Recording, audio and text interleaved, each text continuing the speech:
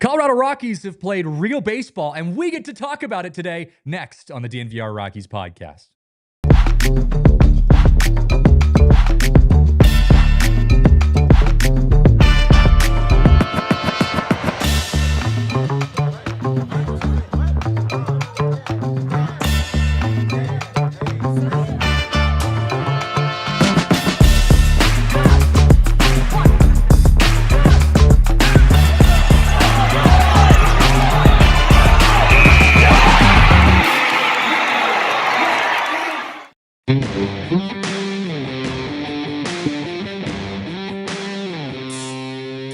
What's up, everyone? It is officially baseball season here on the DNVR Rockies podcast. We are live from the Xfinity studio. Christian Saez, Big Fly Spence hanging out with you, getting to talk about some real baseball today, which is an absolute blessing, an absolute privilege.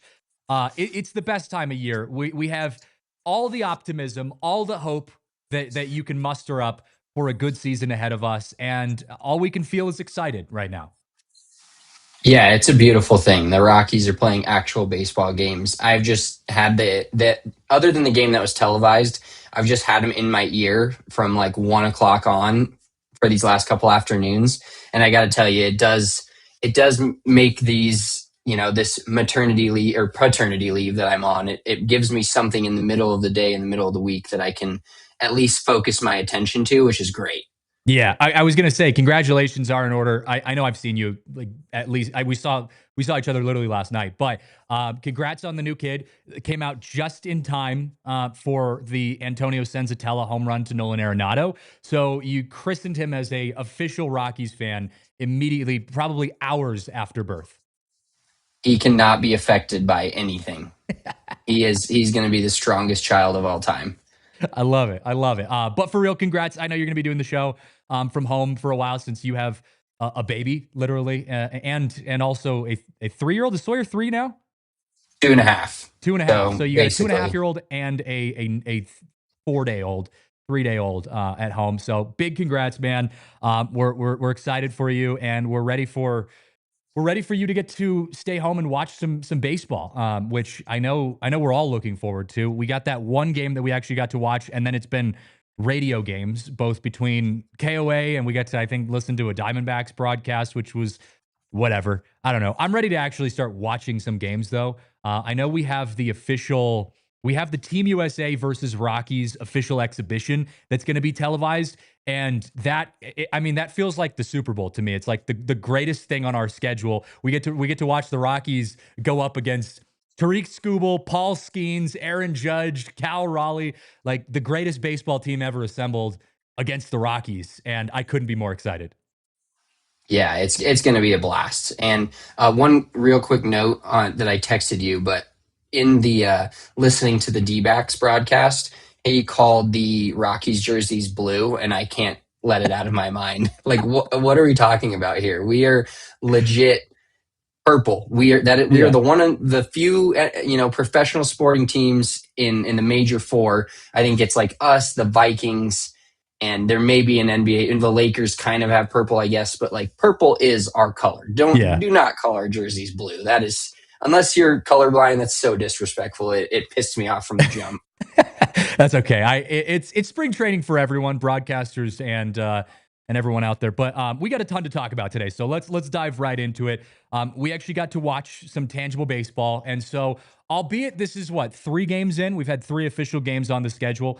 It's our first chance to actually react to what we've seen with the players, with the schemes, how the pitching philosophy has changed. We actually get something to talk about. So I'll start by asking you kind of a generic question, and then we can dive a little bit deeper into the specifics. But what's your biggest takeaway?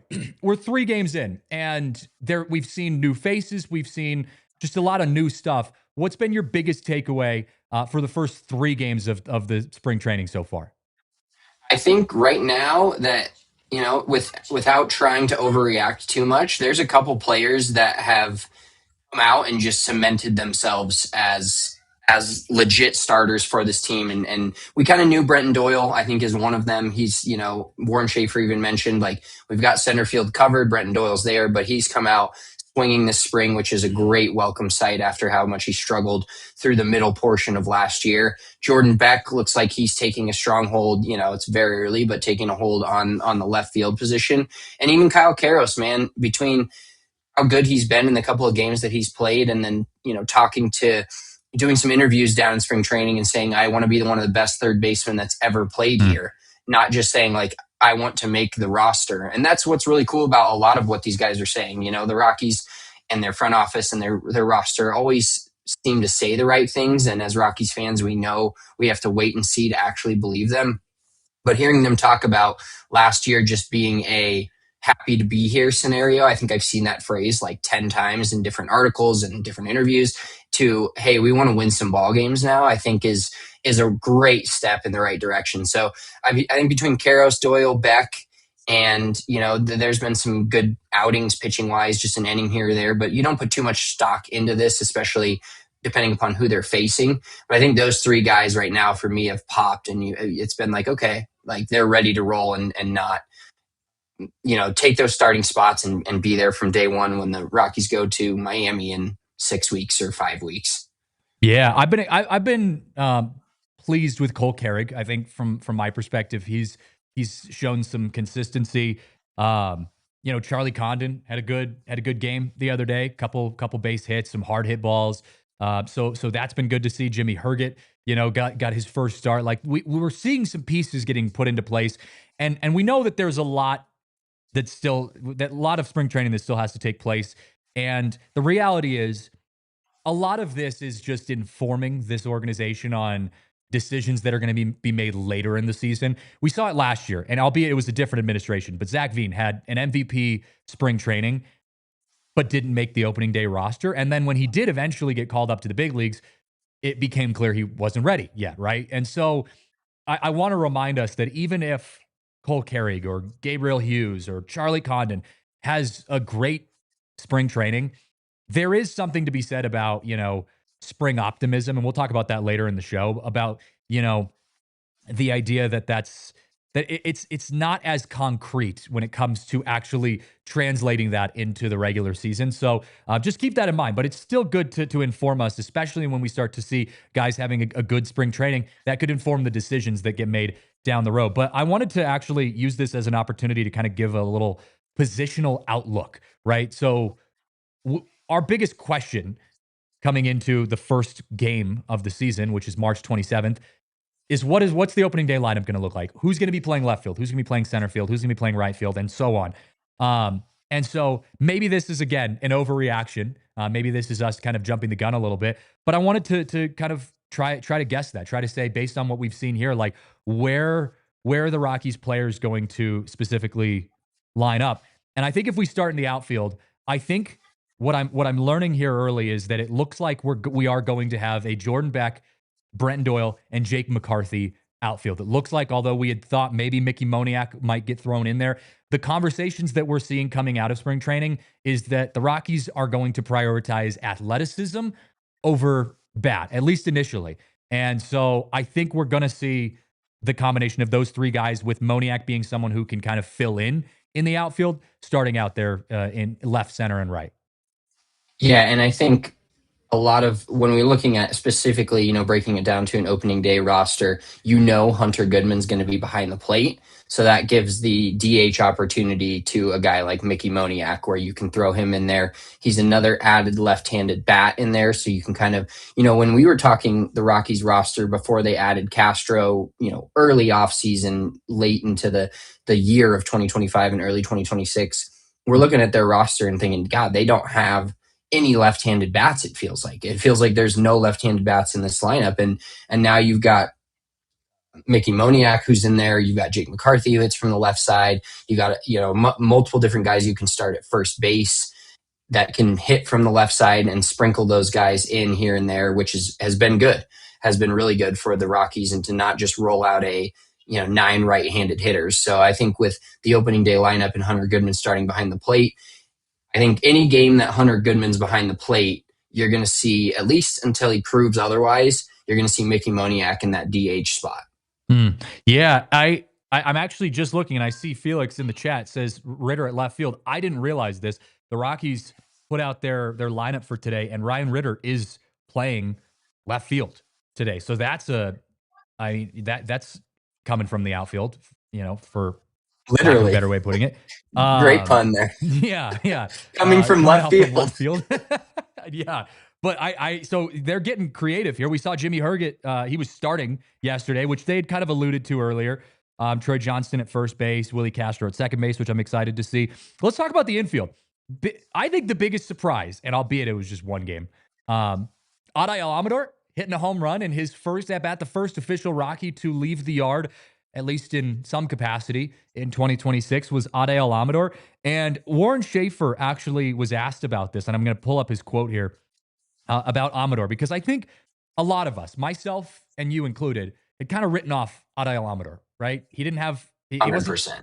he wasn't really showing us anything good the last couple of years, and it was underwhelming. We'll just say it that way. Adi Alamador has been underwhelming, but he comes in, and this is a new year. He makes it onto the 40-man roster, and this is what Warren Schaefer had to say. He said, quote, "Amador is squarely in the mix for that second base job. He's here to compete for a job.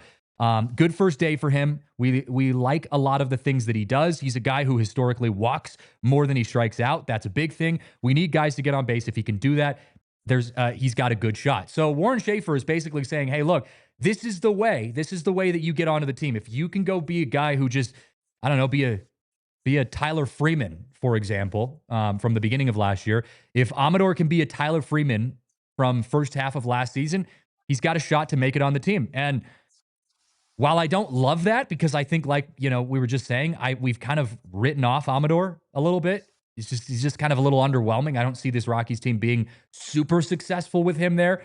The Rockies are showing that they're giving guys chances, and that's what they kept saying. We're going to allow these guys to compete. It's not like hey, we're just going to give you an opportunity because we have no one else. It's like, hey, you got to earn it, but here's the way you got to go out and do it. Yeah, and it's been interesting just with the lineups that we've seen. Now that today's lineup is out, this game will start right after we kind of finish the podcast. Yeah. But you've got 4 different games now of lineups and 3 different guys starting at first base between Rumfield, between Blaine Krim, and then Troy Johnston today. But you've got Ritter now playing in left field. You've got Willie Castro starting at second base today. He's played some third base. Like the interesting part about not only the guys they brought in, but now the guys that we thought were locked into a certain spot, and being like a guy like Ryan Ritter, who thought he was either a second baseman, a backup shortstop, or a third baseman, is now playing left field. So they're really experimenting with not only the new guys that have multiple. I mean, Edward Julian can play, it seems like, every position other than catcher and pitcher.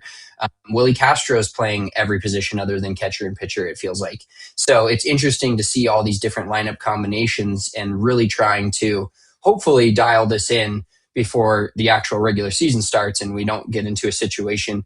Now, I know injuries played a part in it, but where a guy like Orlando Arcia is starting at first base when he's never done that in his career in the middle of July when you're supposed to be competing. I know the Rockies were very far out of it last July, but I want to see them kind of dial in these positions or give guys opportunities to make, like if Ryan Ritter can play some spots in the outfield too, with his speed, it gives him so much more of an opportunity to make the roster versus I feel like there's maybe one guy or 2 guys on the Rockies right now, let's say 3 guys on the Rockies right now that that they're going to be a starter and what position they're going to play. And that's Brenton Doyle in center, Ezekiel Tovar at short, and Hunter Goodman at the catching spot.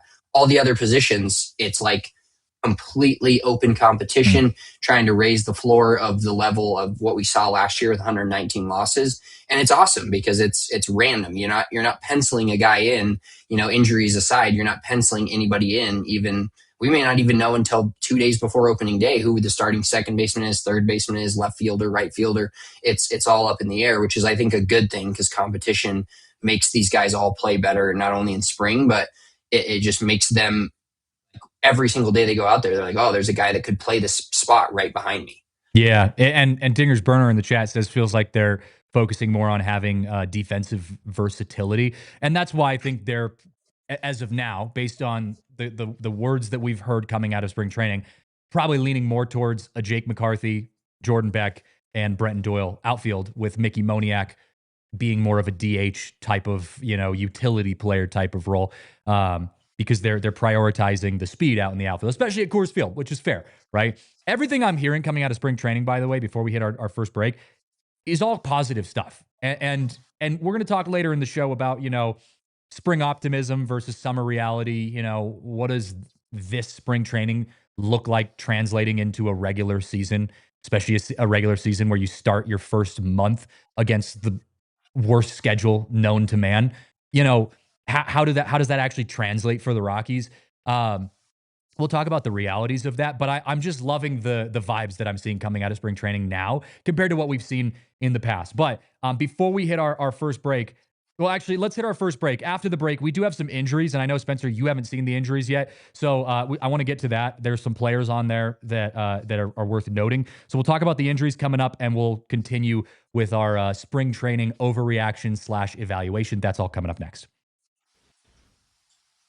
Breaking news from Bet365. We are back, and with baseball season just around the corner, it is the perfect time to get back on board. If you aren't already on the Bet365 app, use that code DNVR365 when you sign up, and you get access to all different kinds of deals and discounts. And the cool thing about Bet365 is they have this awesome thing, especially with baseball, called the MLB Early Payout, which means if your winner, or if your team, I should say, that you bet on goes 5 runs up or more, you get an instant payout right there on the spot. So if you're betting on the Rockies and they put up 5 runs in a game, doesn't matter what they do after that, you get paid. You use that code DNVR365 when you sign up. It is an awesome deal. New customers right now get $200 in bonus bets when you bet $5 win or lose. Sign up, use code DNVR365, deposit $10, place a bet for $5 to get $200 in bonus bets if your bet wins or loses. Bonus bets can be used on the spread, totals, player props, futures, and more. Whatever the moment, it's never ordinary. Bet365 must be 21 or older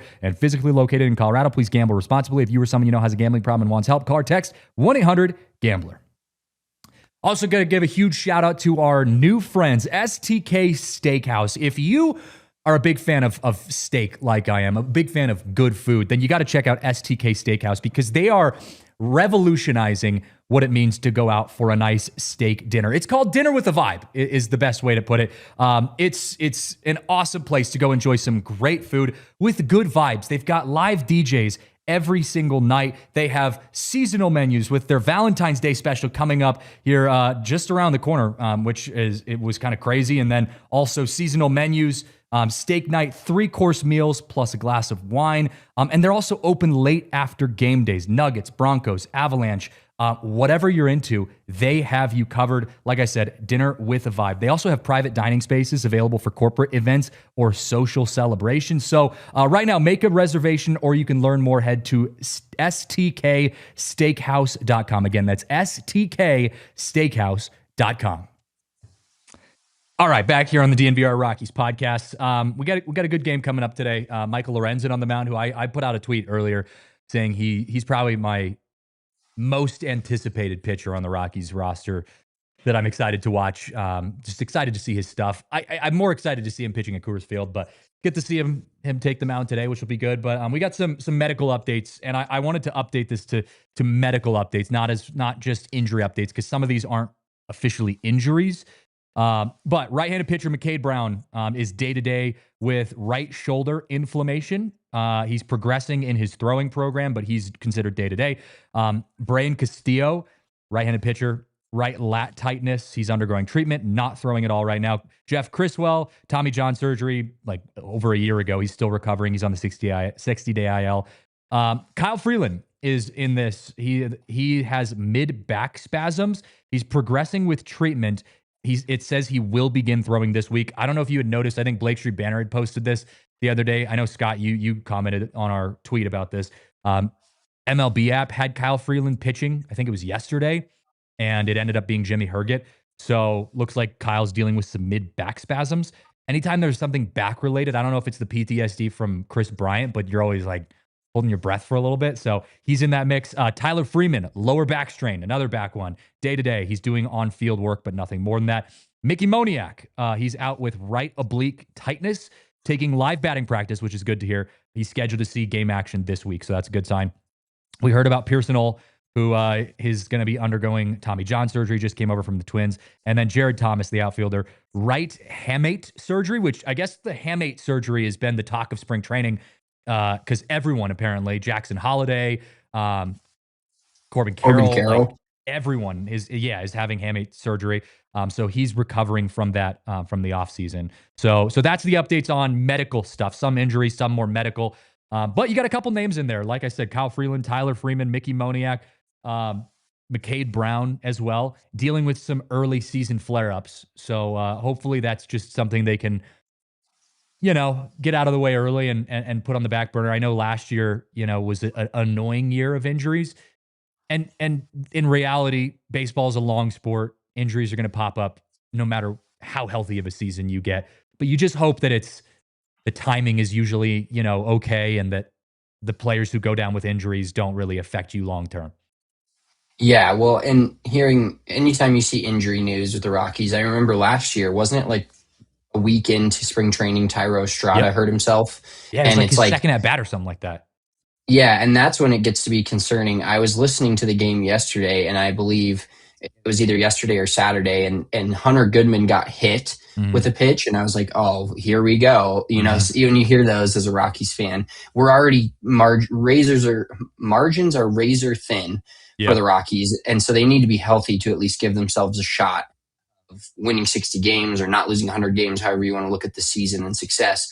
But you start to hear those injury updates and you're like, oh God, here we go. And you see it's McCade Brown, and the Mickey Moniak one, obviously a little bit concerning, but not according to our kind of opening day roster, not necessarily a starter right now. So as long as we can keep the big names off of that, Kyle Freeland, the back issues aren't great, but the fact that they're not putting him on IL or said he's throwing a little bit and could be starting this week is a good sign. So as long as we can make it through spring training without a serious amount of injuries, I think I'll be okay for now. But the Pearson Ole injury, that bullpen is pretty stacked. And so it's not like it's not going to hurt us. I mean, it was a major league level player who pitched really well at the end of last season. I think he went like 5 or 6 scoreless outings in September to end his 2025.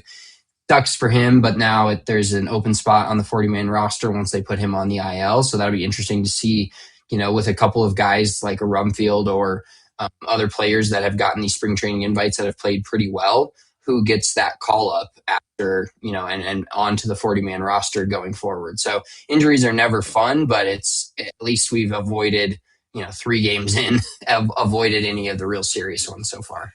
Absolutely. Yeah.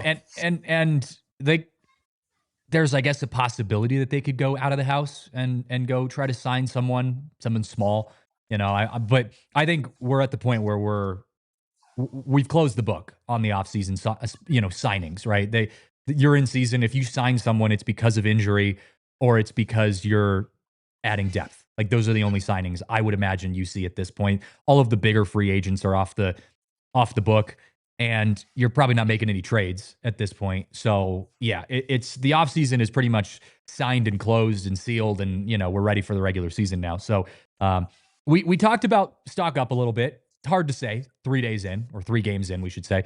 There are a couple players that are piquing our interest a little bit. But what about stock down? Is there someone, and I've got a guy on my list, big time, but is there someone that we've seen, maybe we had some doubts from years prior, and it just hasn't progressed? Like, is there someone in your eyes that's like, I'm not really feeling it right now? What are your thoughts on that? I think while we can all address that this is, overreactions of a couple of days, Victor Vodnik coming in yesterday and not only giving up a 4-pitch leadoff walk, but then giving up a couple of runs to it was not a full Texas Rangers squad. Let's put it that way. It wasn't their actual, because that's sometimes when I'm looking to evaluate during spring training. Yes, there's overreactions. Yes, there's underreactions, and you have to take it with a grain of salt that they're essentially exhibition games, but you can glean some good information when you know that they're facing starting pitching. Like yesterday is a perfect example. For instance, the first inning or second inning when the Rockies scored, Karros hit, some Beck hits, they were off Mackenzie Gore, who's a legit starter in the MLB. Now, I know it's his first spring start, but there is some information there versus them bringing up in the 7th, 8th, 9th inning some guy that will start the season in high A or double A. You can take some information from that when they're pitching starters that are actually MLB level starters. And so I think stock down right now, Victor Vodnik is my main one. Like I said, it's one outing. He's a bullpen pitcher, but one inning and giving up 2 runs and the leadoff walk, which can come back to haunt you. We've seen that. That's something that it more symbolizes to me that that's something that the coaching staff absolutely does not want to see. They see that and they're like, oh my God, really? You give up 2 runs in spring training, it's kind of whatever. But when you walk the first guy, can't get a ball even close to the strike zone, and then end up loading the bases, creating a long inning and giving up 2 runs as a guy that is kind of battling for the closer spot, he definitely didn't start out on the right foot. I think that's incredibly fair. And again, this is an overreaction show. You said it. But there's one position in this on this entire team, I think 2 probably, 2 positions that are actually really competitive when it comes to who's going to take that spot. And I think it's first base, and I think it's the closer role, because you have options. You have Zach Agnos, you have Seth Halverson, you have Victor Vodnik, you have other players in that bullpen. The bullpen's actually a decent spot on this Rockies team. You could take this Rockies bullpen and put it on another team that's a playoff worthy team, and it be a playoff bullpen. Like, this is not a bad bullpen at all. And so Victor Vodnik, we know he has the stuff. He was arguably one of the best relievers on the team, late inning relievers, especially on the team last year at the end of the season. But we know he's dealt with control issues and command issues. And, he was kind of the Halverson before Halverson existed, where you didn't know if the ball was going to end up in the backstop or if right down the middle of the plate. And I said, I think it was last week, I said, look, if Vodnik can show us the consistency that he shows up and he's continuing to improve his command, his control, he's my closer. I think he's the closer.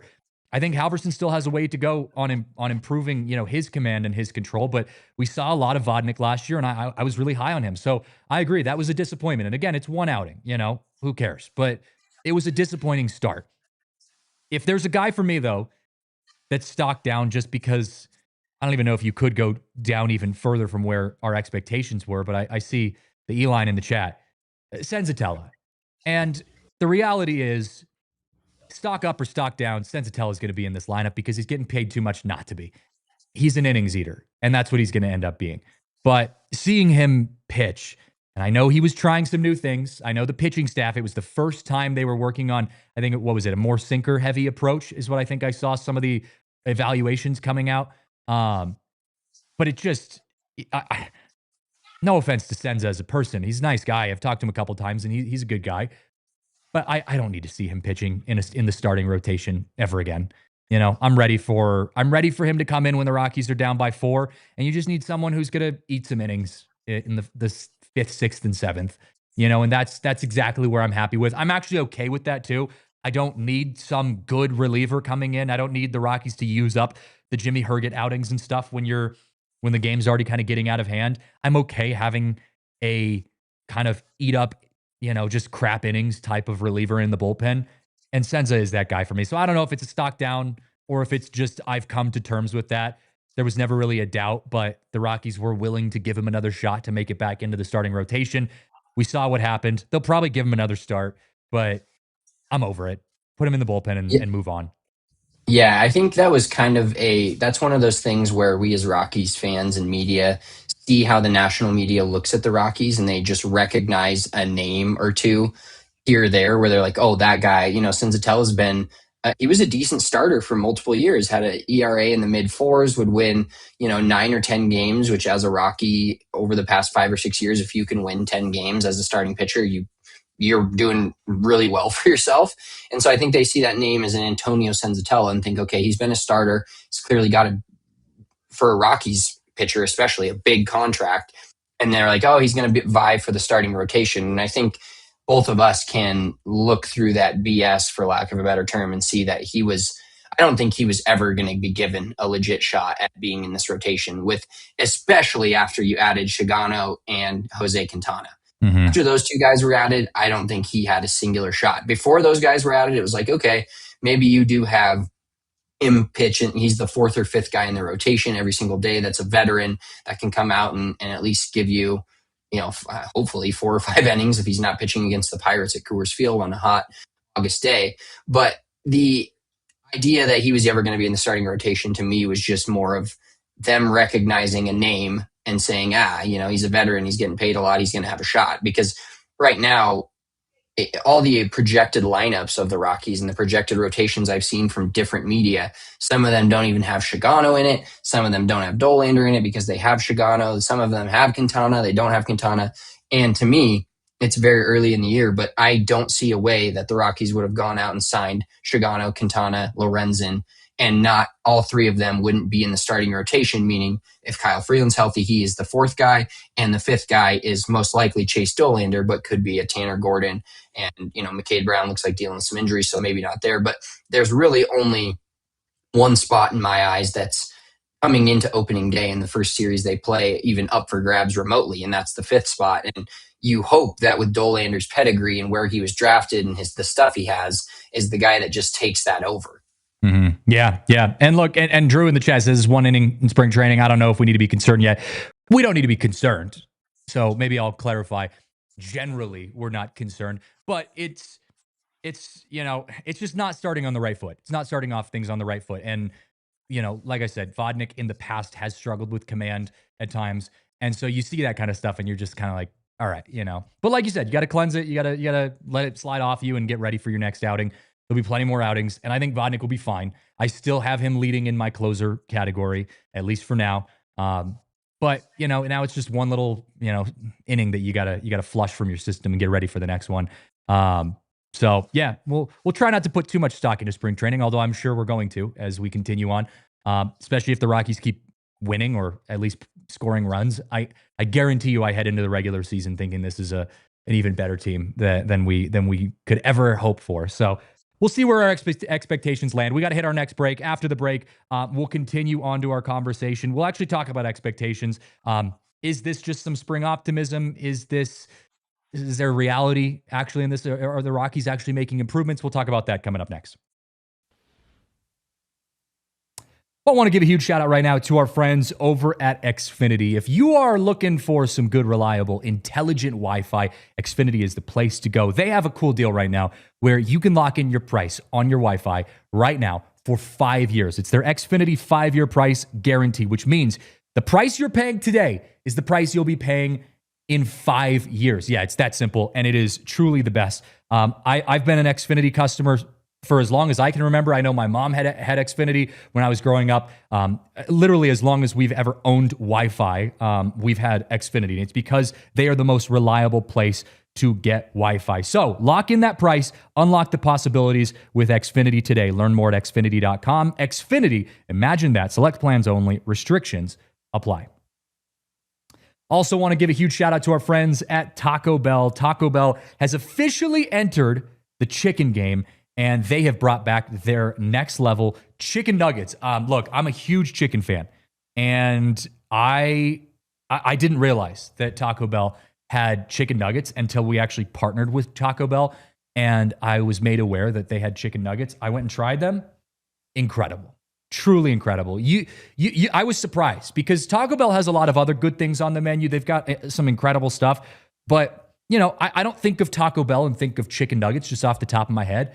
And I think my mind's changed a little bit. It is truly a game changer. So don't just take my word for it. Go find yourself a Taco Bell and try their new chicken nuggets. And also don't forget to add one of the new items from Taco Bell's Luxe Value menu with 10 items for $3 or under. The Luxe Value menu at Taco Bell delivers bold, irresistible flavors and crave-worthy items at unbelievable prices. Nobody delivers everyday valuable and supports your hometown teams more than Taco Bell. Live Más at Taco Bell. Spencer, do you know, is today's game on television? I haven't looked, or is it a radio-only game? No, it's a radio-only game. It's definitely not on television. We've got a television game tomorrow.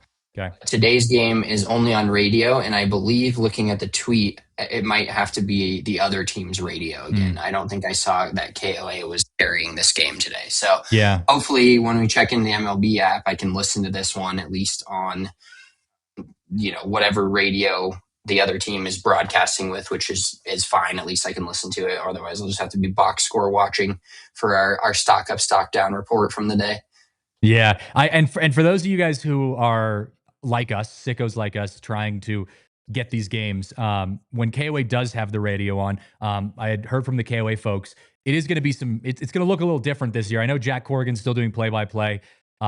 Right now they've got Jesse, I think his last name is Thomas, but he's their like board operator, producer. He's been doing it for a long time, but they always had another color analyst with them. He's filling in on some games. Then they're going to have, I think, Jeff Dooley, who does the Yard Goats games.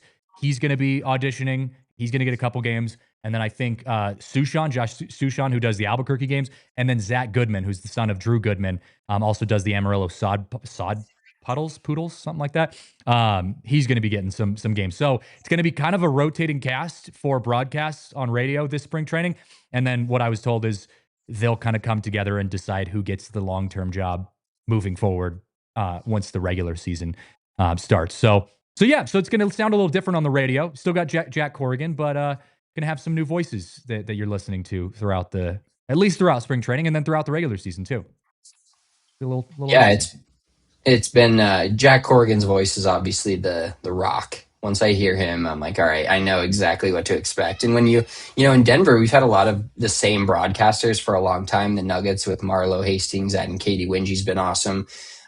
And then, NFL's obviously all national, but then the Avalanche and having McGahee or Mosier, you just hear, what they're going to say. I love that. And I get the same thing from Corrigan. I hear him talk and I'm like, oh, okay. And it is weird watching the game, the opening game, and then also hearing Corrigan call a color game. Like, I think we had a comment way earlier, but Drew Goodman's voice is just great. You know that it's a Rockies game when you hear Drew Goodman and come on back to Coors Field with us. Like the things they say, I've listened to them for so long. I love that hearing those voices. I know. I was a little bit bummed, that Jerry Schemmel wasn't coming back. I loved listening to Jerry do games. I still get to work with him out in Greeley doing the ESPN games for Northern Colorado. But hey, that's the business and things move forward. And so I'll be curious to see, who ends up landing the job. But I wanted to kind of change gears. And also I actually wanted to go back. I think there was Scotty in the chat was asking how much do we give, how much rope do we end up giving this new pitching staff while they're implementing all of these changes?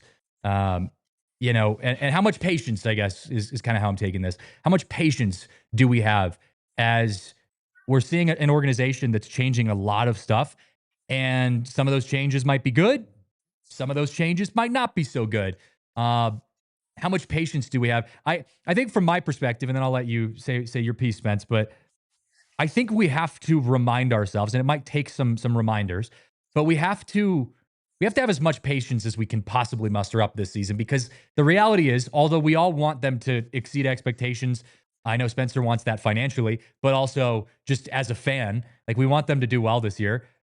The reality is this year means absolutely nothing. They're not going to the playoffs this year. So if we are speaking logically, realistically, we should let them try everything. I don't care if they look like the biggest idiots in all of baseball. Try something. Try it. Put Ryan Ritter out in left field. Give me Jimmy Herget starting a game. I want to see Michael Lorenzen take a damn at bat. If it's going to give the Rockies a better chance to win, or just give us some information on how to make better decisions down the road. I mean, maybe clip this so that you can remind me of this mindset that I have when I'm crashing out one time down the road later in this season. But I think we have to intentionally try to have patience with this team, because this year just doesn't mean anything. And so if they're doing things with a good reason, with good processes, with good systems, and they're trying new things that have a good foundation, we got to be okay with it. 100%. And I think my biggest takeaway from this is I'm actually glad that they're trying all of these things with guys that, let's be real here. I love the Michael Lorenzen signing. Pretty pumped about Quintana and Shigano just having real MLB or, just experienced pitchers in general. But that's why they brought those guys in. That's the reason. They're not experimenting. If we went this entire offseason without starting any starting pitchers, let's say, and we're going into the spring training and we're sitting here and we're like, okay, it's going to be Kyle Freeland, it's going to be Tanner Gordon, it's going to be McCade Brown, it's going to be Chase Dolander, and it's going to be, Gabriel Hughes or whatever. Pick your starter from our crop of, every guy that's in the in the farm system. You're looking at a much more concerning thing there where you're like, all right, well, if we're trying all these things, can we ruin these guys' careers? Michael Lorenzen's career is stamped. He's on the way out. He's older. Same with Shigano and same with Quintana. So that's why they brought these guys in, why I'm going to have patience with them. And honestly, my expectations may change start over start with where the rotation is looking right now. Like to me, it's like, all right, I'm going to be more concerned with the Dolander starts and what he's learning and what he's doing than I am the other four. Now, the day to day of watching them play and win or lose is going to affect my emotions. But in reality, if Jose Quintana is going out there and trying new things as a 37-year-old and he doesn't work out, or the things he's trying, he's not able to execute the way the pitching staff wants, or however that works, fine. But he's Jose Quintana. He's not a part of when we believe the Rockies will win in 28, 29, whenever that year comes, and we hope that they're a competitive team again. None of these guys are going to be part of that equation. We've used the term, we'll use it again almost every show. These guys are lab rats. They're testing out what they think can work at elevation. When you go on the road, what still works there. So to me, I have all the patience in the world, especially with guys that I don't expect to be a part of a winning Rockies organization in the future. Yeah, and don't get me wrong, some of these guys can still have success. We saw Jimmy Herget get signed last year as a guy who we thought was going to end up being at the end of his career or just, bouncing from team to team before he eventually filtered out.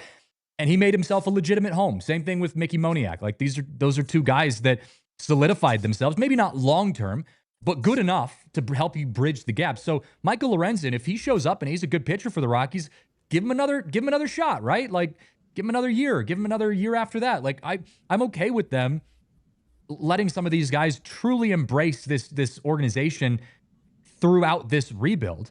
But I think my big takeaway on all of this is just if you're going to make adjustments and if you're going to take risks and do all of those things, just be intentional about it, right? And I think they are. I think that's why this spring training feels a little bit better in some ways, is it feels more intentional. It felt like last year there was a lot of just throwing shit at the wall and hoping it sticks. And it felt like a guessing game where you were, or a hoping game. Like we were living our dreams, we were living our fandom through hope. Like we hope that a guy can turn around and end up being like a Jimmy Herget, right? We just hope that one of our prospects becomes a Hunter Goodman, right? There's not really any systems, or those systems maybe are pretty outdated, but we just hope that we figure it out. And maybe one of these years, all of these guys are going to figure it out all at the same time, and we can maybe sniff the playoffs for once. Like that was the like game plan, it felt like, from a fan's perspective, that the Rockies were using for the last few years.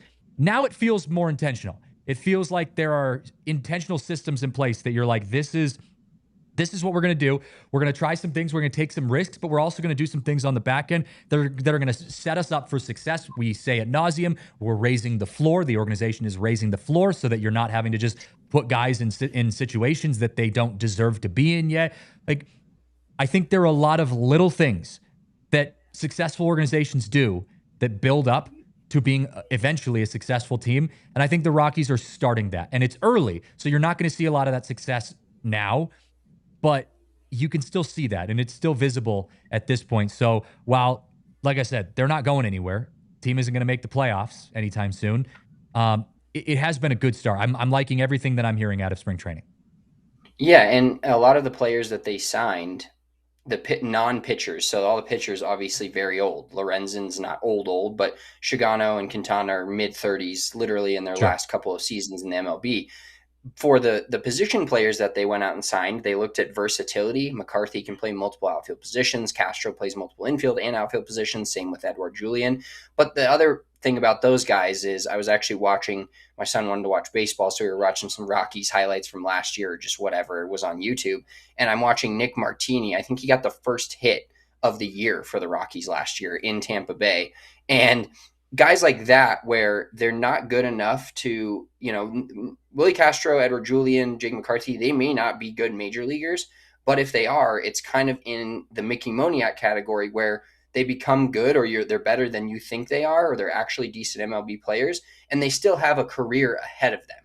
And I think that's a big key too with some of the guys that they signed is while the pitching staff, they went super, super veteran because that's probably the guys that they could get to agree to pitch at Coors Field and play for the Colorado Rockies at this point where the franchise is at. The position players, they took leaps on guys that are going to be potential still majorly, hit their prime in the next 2 to 3 years, which aligns with the rest of the players that they hope are the future and are the core of this team. And the Tovars, the Doyles, the Goodmans, all in that 24 to 27, 28-year-old range where theoretically they've got 3 or 4 years ahead of them of good baseball along with the guys that they signed. So that's where I'm a little bit more, optimistic going into this year of guys that can still be good.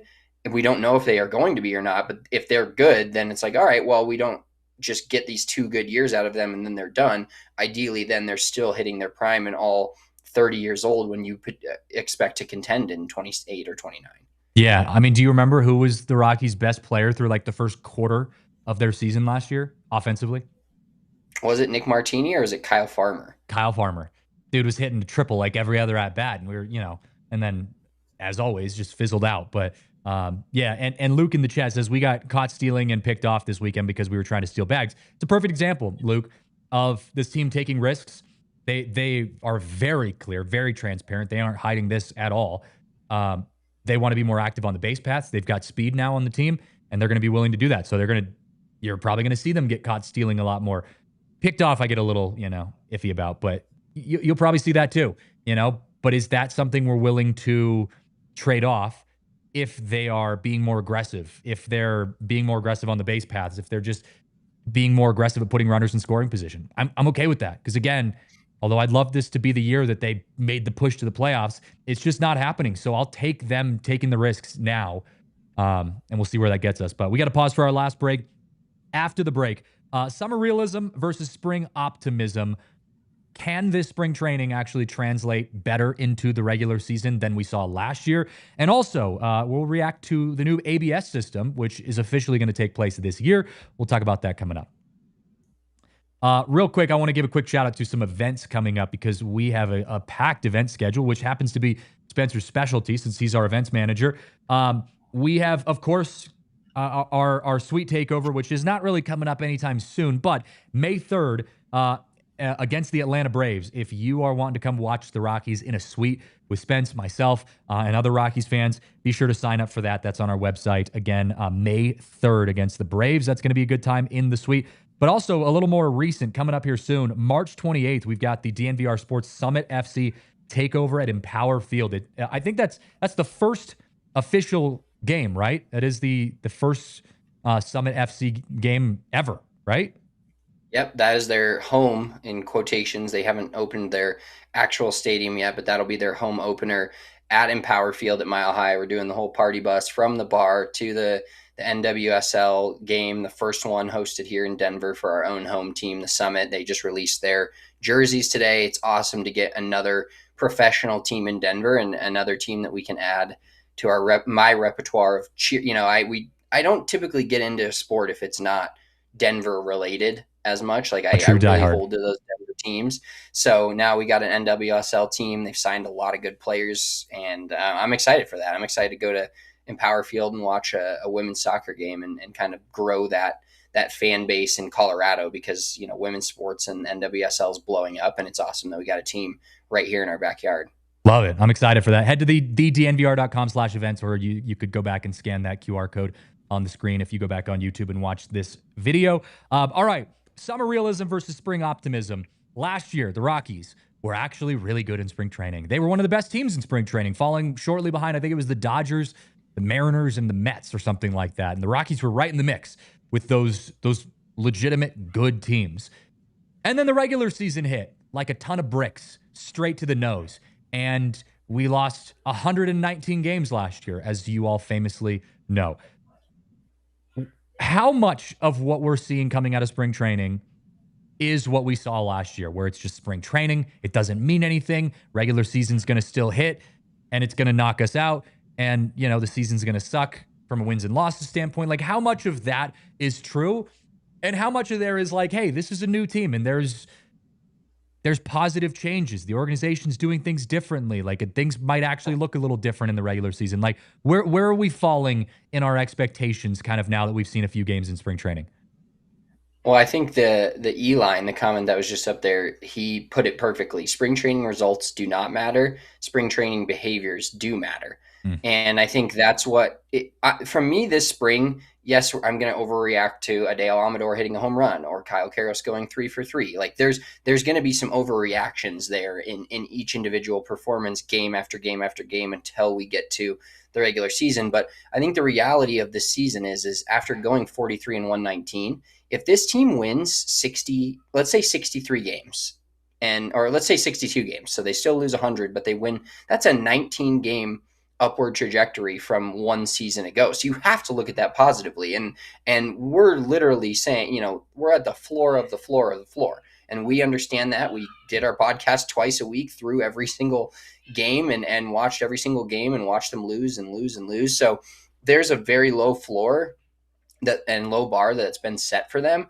But I think for me this spring, a lot of what I'm looking at, some individual player performances, but I think the overall idea of where they're going to take pitching and how they're going to do that and the experimenting that they're doing, they're basically telling us what they're doing instead of saying last year, if you had asked Bud Black, and obviously candidly is a different story if you're asking him behind the scenes of what he thinks of this team, he probably would have told you that like we could win, 70 games and be competitive going forward this year. And the reality of that is there was some injuries and there was some, just some crazy stuff that happened all season last year, but the bottom line is they won 43 games and it was unacceptable from ownership. They changed the entire front office that they clearly said, this is not the path we're going to go down.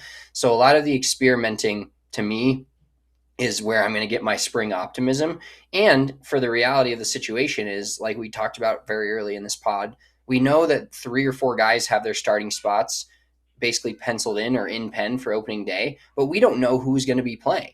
And so they're really taking spring to figure out what guys can play what positions. They've got guys playing all over the diamond. And a lot of this competition will build up to a summer roster of players that they think are the best. And while the last 5 to 10 years, that's how it always goes. They think the best players that they think will make the team have the best chance to win play. This year, that evaluation is being looked at from an entirely different lens of people in Paul DePodesta, Josh Burns, Tommy Tanous, the list goes on and on. So the evaluation of the way the organization is moving this spring is bigger to me than did Kyle Karros go 3 for 3? Did Hunter Goodman go for 4? Is he going to have a slump? Like it's a lot more about the systems in place and how they're evaluating the roster talent and where they're going to play guys and how they're going to actually play baseball, stealing bases, all that different things that go into winning baseball games is going to be an experiment. And it makes it easier to swallow if they lose 100 plus games again this year, which we hope they don't. But it makes it easier to swallow when you know that they're trying things out instead of just rolling out the same roster and the same front office and the same players and saying the same things of, oh, we think we're going to be this or we think we're going to be that. They're kind of telling us like we're trying everything and seeing what happens. Yeah, lose with a purpose, right? I mean, you never want to lose, but if you're going to lose, you better lose with a purpose. And I think, Warren Schaefer talks to us a lot about that. Like, we don't want to lose, but if we are losing, like we've got to learn from it. You can't make the same mistakes twice and all of those kind of things. I think the mindset's there, but you hit on it. You hit the nail on the head, man. There are a new group of eyes looking at this looking at this team, looking at this 40-man roster, looking at the assets that are out on the field for the Colorado Rockies. You've got front office eyes that help build one of the best farm systems in the Dodgers, the best farm system in the Dodgers with Josh Burns. You've got Mets, Tommy Tanous in that mix, who built one of the best farm systems. And from a scouting perspective, he's in that mix. You've got Ian Levin. I mean, the list goes on. Paul DePodesta, of course, has the Moneyball background and whatever, but he's kind of just the overseer of all of this kind of stuff.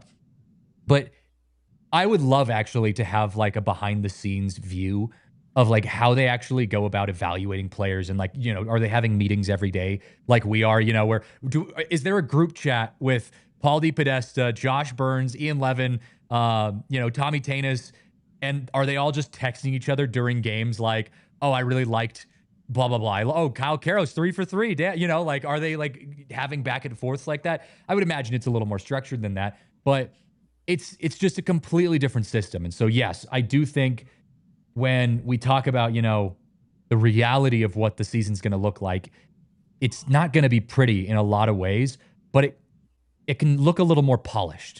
It can look a little more organized. The systems can be a little bit more improved, and that's kind of what we're hoping for. So we'll see. We'll see. But hey, I keep seeing comments on Kyle Karros, and so I wanted to touch on this. I know we talked about him a little bit off the top. His mentality going into third base. Third base is, I think, an underrated competitive position. We talk a lot about first base. We talk about, you know, the bullpen, the pitching competitions. But third base is another one that's in that mix. Kyle Karros is very much in the conversation. You could kind of put Julian in that mix. You could put Willie Castro in that mix. What are you expecting to see out of this? Do you think that's Karros' spot to lose, or do you think that the Rockies are leaning towards more of a veteran starting at third base and then potentially letting Karros earn it? Like, what's the vibes you think from the conversations and the interviews you've seen? Yeah, I think just like you said, it's just an interesting wording of the question. But I think taking this from the Rockies playbook and how they've spoken about every single player this year, I don't think it's Karros' spot to lose, but I think it's Karros' spot to win.